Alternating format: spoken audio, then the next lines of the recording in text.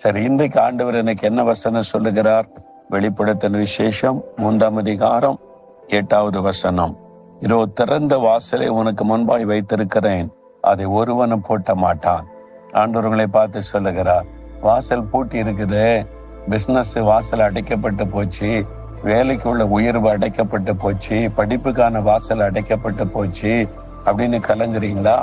ஆண்டவர் சொல்லுகிறார், திறந்த வாசலை உனக்கு முன்பாய் வைக்கிறேன், நான் உனக்காக திறப்பேன், யாரும் அதை பூட்ட முடியாது. உனக்கான ஊழியத்துக்கான வாசலை கர்த்தர் திறக்கும் போது யார் பூட்ட முடியும்? உன்னுடைய பிசினஸுக்கான வாசலை கர்த்தர் திறக்கும் பொழுது யார் பூட்ட முடியும்? உன்னுடைய வேலைக்கான வாசலை கர்த்தர் திறக்கும் பொழுது யார் பூட்ட முடியும்?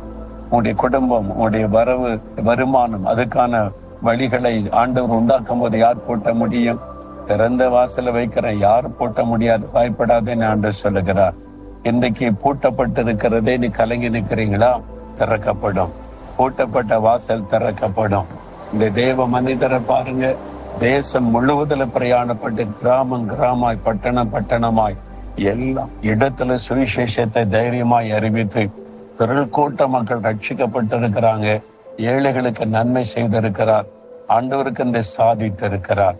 உங்களை கொண்டும் செய்வார், உங்களுக்கும் ஆண்டவர் செய்வார். ஆனால் ஆண்டவர் சொல்லுகிறார், என் மகனே மகளே, திறந்த வாசலை உனக்கு வைத்திருக்கிறேன், யாரும் பூட்ட முடியாது, பயப்படாதன்னு உங்களை தைரியப்படுத்துகிறார்.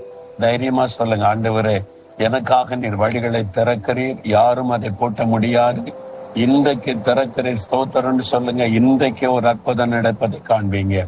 ஆண்டவரே நீர் கொடுத்த வாக்கு தத்தத்திற்காய் ஸ்தோத்திரம்.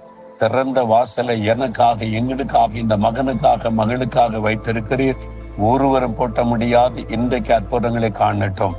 இயேசுவின் நாமத்தில் ஜெபிக்கிறோம். ஆமேன், ஆமேன்.